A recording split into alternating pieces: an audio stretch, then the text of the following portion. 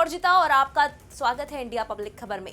बीते साल के लोकसभा चुनाव में जिस तरह अलग अलग विचारधाराओं और एजेंडों वाली तमाम विपक्षी पार्टियों ने इंडिया अलायंस की शक्ल में एक साथ एक मंच पर आकर बीजेपी के विजय रथ को बहुमत के करीब जाने से पहले ही रोक दिया था, और जिस विपक्षी महागठबंधन ने लोकसभा चुनाव के बाद भी इकट्ठे चुनाव लड़ने के दावे और वादे करते हुए सत्ताधारी बीजेपी के कान खड़े कर दिए थे, अब एक एक करके पिछले हर चुनाव के बाद से वही विपक्षी एकता पानी के बुलबुलों की तरह गायब होती नजर आ रही है, और हर चुनाव के साथ उसकी जीत का रेशियो भी लोकसभा चुनाव के बाद आधे से भी कम रह गया है।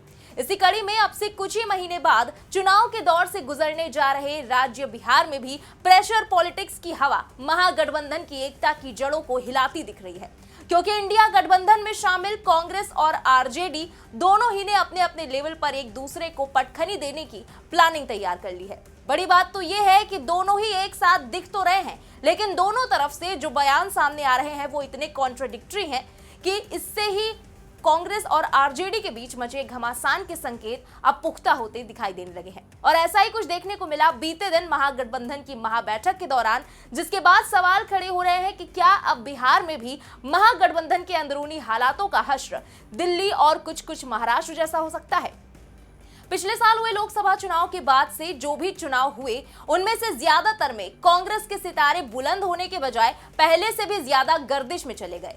पहले हरियाणा, फिर महाराष्ट्र और फिर इसी साल की शुरुआत में हुए दिल्ली विधानसभा चुनाव। जिस तरह एक एक करके कांग्रेस का लोकसभा चुनाव में पीक पर पहुंचा कॉन्फिडेंस इन चुनावों के बाद धड़ाम हुआ है, उससे कांग्रेस की क्रेडिबिलिटी पर खुद उसके इंडिया गठबंधन के बाकी साथी भी सवाल उठाने लगे हैं, जिसका सबसे बड़ा एग्जाम्पल हमें दिल्ली में देखने को मिला, जहां इंडिया गठबंधन की दोनों पार्टियां कांग्रेस और आम आदमी पार्टी एक दूसरे के साथ न लड़कर एक दूसरे की तगड़ी दुश्मन बनकर लड़ी, और दोनों ही एक दूसरे को हराने के लिए जी जान लगाती रही। नतीजा भी हम सब ने देख लिया, और यही सेम हालात अब बिहार में भी देखने को मिल रहे हैं।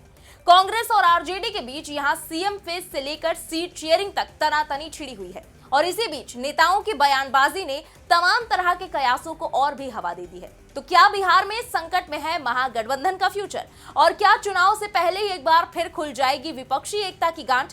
चलिए जानते हैं सब कुछ इस रिपोर्ट में।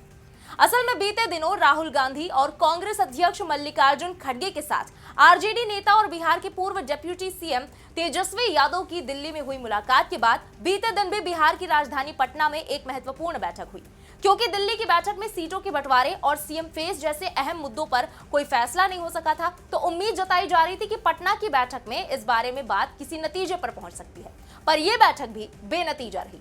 हाँ, ये जरूर हुआ कि महागठबंधन के तमाम घटक दलों के नेता इस बैठक में शामिल रहे, और उसके बाद भी जो बयान सामने आए उससे दोनों तरफ से विरोधाभास ही नजर आया। प्रदेश आरजेडी ऑफिस में 3 घंटे तक चली इस मीटिंग में नेता प्रतिपक्ष तेजस्वी यादव के अलावा बिहार कांग्रेस के प्रभारी कृष्णा अल्लावरू समेत लेफ्ट और वीआईपी के नेता मुकेश सहनी भी शामिल हुए। बैठक के बाद महागठबंधन के नेताओं ने कहा कि चुनाव में मजबूती के साथ जनता के बीच जाने के लिए महागठबंधन की ओर से एक कोऑर्डिनेशन कमेटी का गठन होगा। तेजस्वी यादव को इस कोऑर्डिनेशन कमेटी का चेयरमैन बनाया गया है। भले ही तेजस्वी को कोऑर्डिनेशन कमेटी की कमान दे दी गई हो, लेकिन महागठबंधन के सीएम चेहरे के तौर पर तेजस्वी के नाम का ऐलान नहीं हो पाया। असल में महागठबंधन के नेताओं की प्रेस वार्ता में जैसे ही कोऑर्डिनेशन कमेटी का ऐलान हुआ, उसके बाद तेजस्वी यादव से महागठबंधन के चेहरे को लेकर सवाल उठने लगे। तेजस्वी यादव ने अपने ठीक पास में बैठे बिहार के कांग्रेस प्रभारी कृष्णा अल्लावरू की तरफ इशारा करते हुए उन्हें जवाब देने को कहा। बिहार कांग्रेस प्रभारी ने सवाल लेने से पहले ही यह कह दिया कि वो किसी सवाल को बार बार पूछे जाने पर एक ही जवाब देंगे। इसके बाद कृष्णा अल्लावरू ने कहा कि महागठबंधन में चेहरे को लेकर कोई कंफ्यूजन नहीं है, यहाँ बिल्कुल क्लियरिटी है, लेकिन महागठबंधन का चेहरा कौन होगा इसका खुलासा बिहार कांग्रेस प्रभारी ने बिल्कुल नहीं किया।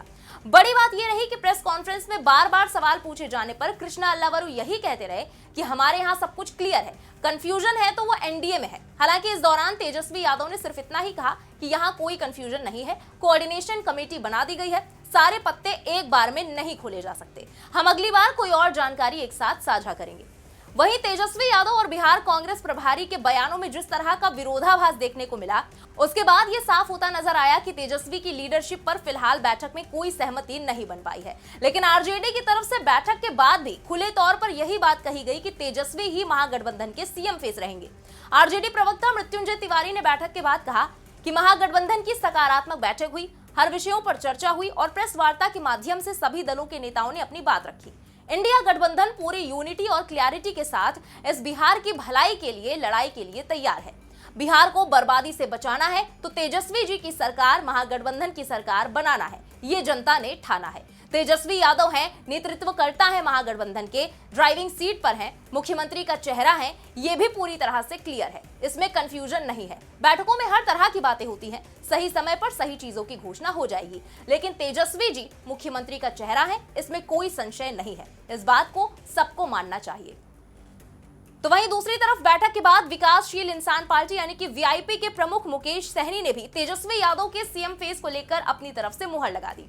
कहा कि बैठक में सभी बातों को रख दिया गया है, हम लोग जनता के मुद्दों को लेकर चुनावी मैदान में जाएंगे। उन्होंने कहा कि हम लोग एकजुट होकर लड़ाई लड़ेंगे। आरजेडी नेता तेजस्वी यादव के नेतृत्व में हम लोगों को काम करना है। यही नहीं, सहनी ने यह भी दावा दोहराया कि महागठबंधन की सरकार बनने के बाद तेजस्वी यादव सीएम होंगे और वो खुद डिप्टी सीएम बनेंगे। वीआईपी चीफ ने कहा, हम लोग जनता के मुद्दे को लेकर जाएंगे, एकजुट होकर हम लड़ाई लड़ेंगे। पहले दिन से हम तो यही कह रहे हैं कि तेजस्वी यादव के नेतृत्व में हमें काम करना है। सब चीज की ग्रैंड ओपनिंग होनी चाहिए ना, ऐसे कैसे बोल देंगे? हर चीज का समय देखिए, उसमें कहीं कोई संशय नहीं है। तेजस्वी के नेतृत्व में ही कैसे हम चुनाव लड़ेंगे वो सब क्लियर हो गया। लालू जी की विचारधारा वाली सरकार इस बार बनने वाली है। सैनी ने आगे कहा कि जब तक हमारी पार्टी के 2 से 3 विधायक नहीं बनेंगे तब तक हमारी पार्टी आगे नहीं बढ़ेगी। अगर हमारे पास इतने विधायक होंगे तो हमारी सरकार बनेगी और मेरे छोटे भाई तेजस्वी यादव सीएम बनेंगे और मैं डिप्टी सीएम बनूंगा। हालांकि दूसरी तरफ सत्ताधारी एनडीए ने महागठबंधन की इस बैठक को लेकर जमकर तंज भरे जुबानी तीर छोड़े। इसी कड़ी में केंद्रीय मंत्री और एनडीए के अहम घटक दल हिंदुस्तानी आवाम मोर्चा के चीफ जीतन राम मांझी ने कहा, नेता थोड़ी चुना गया है, गठबंधन की बैठक हुई है। गठबंधन ने उन्हें यानी कि तेजस्वी यादव को कोऑर्डिनेटर बनाया गया है। इससे पहले लोकसभा चुनाव के दौरान भी किसी को कोऑर्डिनेटर बनाया गया था, प्रधानमंत्री का चेहरा नहीं न बनाया गया था। उधर बिहार सरकार में मंत्री प्रेम कुमार ने तो महागठबंधन को डूबती हुई नाव करार दे दिया। यहां तक कहा कि महागठबंधन की नाव डूबने वाली है, डूबते हुई नाव पर कौन रहना चाहेगा? बिहार में एनडीए की सरकार बनने वाली है, ये मैसेज सबको चला गया है। इसलिए लोग उधर से बड़ी संख्या में एनडीए में आने वाले हैं। वो चाहे जो कर ले, जितनी भी बैठकें कर ले, आगामी बिहार चुनाव में एनडीए 200 से ज्यादा सीटें जीतने ला रही है। गौर करने वाली बात है कि खासकर सीएम पद को लेकर आरजेडी और कांग्रेस में रस्साकशी काफी दिनों से जारी है। एक तरफ आरजेडी का कहना है कि तेजस्वी ही सीएम पद के दावेदार होंगे, तो कांग्रेस कह रही है कि सीएम पद पर बाद में फैसला लिया जाएगा। वहीं सीटों की डिमांड पर भी महागठबंधन में पेच फंसा हुआ है।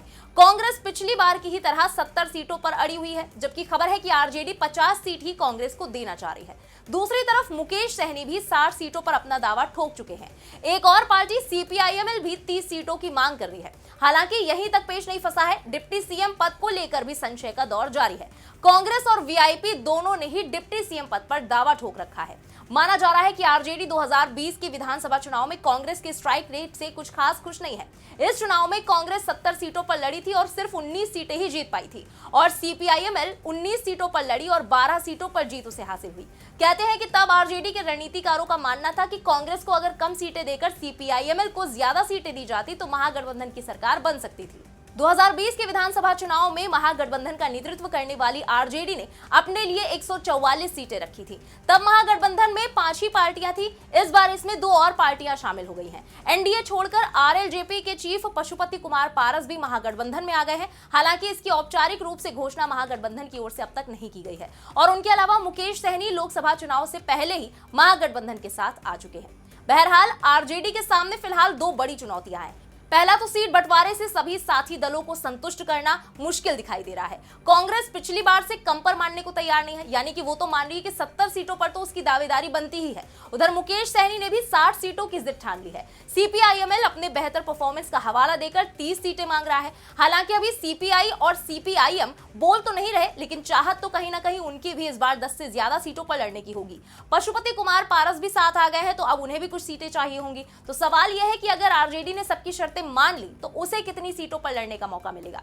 पिछली बार आरजेडी ने 144 सीटों पर चुनाव लड़ा था और वहीं तेजस्वी के नेतृत्व को लेकर एक तरफ जहां आरजेडी तो पीछे ही नहीं हट रही है, तो उधर कांग्रेस की ना ने आरजेडी को बेशक झटका दे दिया है। अब देखना होगा कि कोऑर्डिनेशन कमेटी की कमान मिलने के बाद तेजस्वी आखिर किस मिजाज से चुनावी मैदान में उतरते हैं और इस महागठबंधन की नैया चुनाव तक बिना डूबे पहुंच पाती है या फिर नहीं। फिलहाल इस पूरी खबर पर आपका क्या कहना है, कमेंट में लिखकर जरूर बताएं। बने रहें इंडिया पब्लिक खबर के साथ। हमारे YouTube चैनल को सब्सक्राइब करें, बेल आइकन दबाना बिल्कुल ना भूलें।